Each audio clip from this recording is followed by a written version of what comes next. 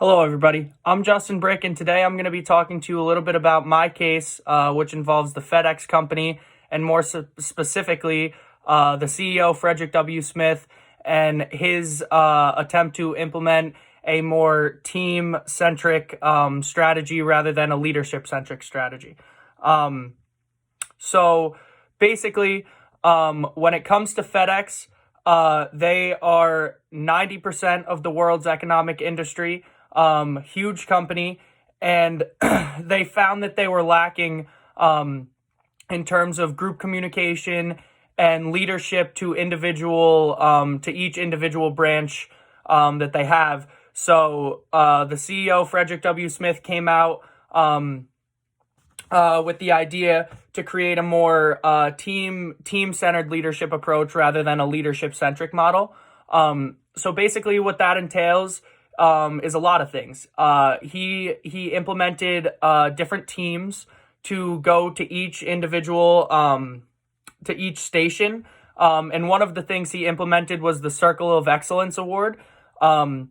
This award is presented to the best station monthly.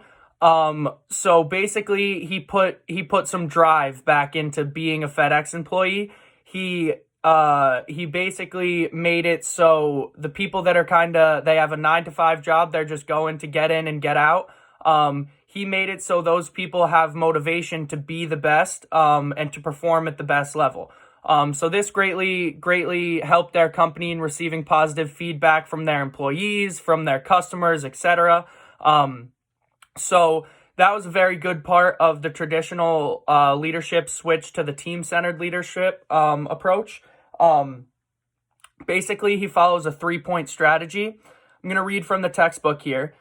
Compete collectively by standing as one brand worldwide and speaking with one voice. So that initiative talks about team cohesion, and the brand as a whole. When you're talking about the brand, you can't think of it as an individual economic power. You got to think of it as a company that just wants to do their best in getting people their packages on time.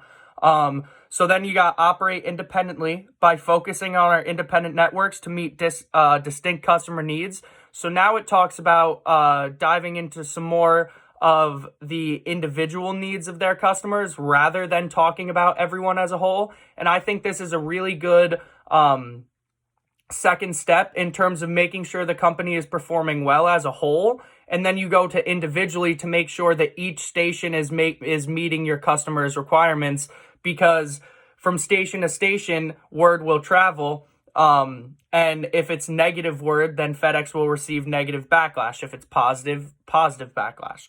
Finally, manage collaboratively by working together to sustain loyal relationship with our workforce, customers, and investors.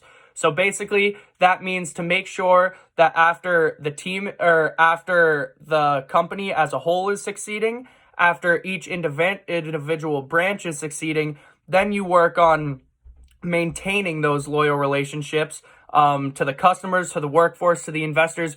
You need to continuously prove your worth to those to make sure that they know that you're not slipping off. A huge part about this case is the teams that were implemented to go to these different stations and either promote success, which is in terms of the Circle of Excellence award, or point out errors and solve them.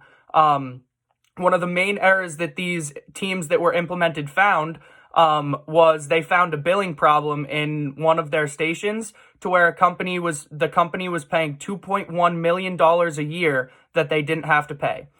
This in terms of FedEx doesn't seem like a crazy sum of money, but each year $2.1 million is tallying up, and if it's going unnoticed, then you're continuously losing that source of revenue.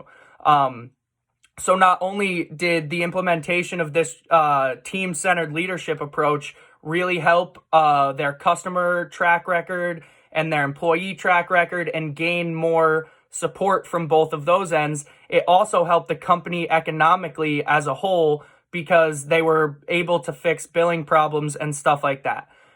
All in all, I believe this case study was a very important one in FedEx's history, and their willingness to move towards a team-centered leadership approach really shows what type of company that they are.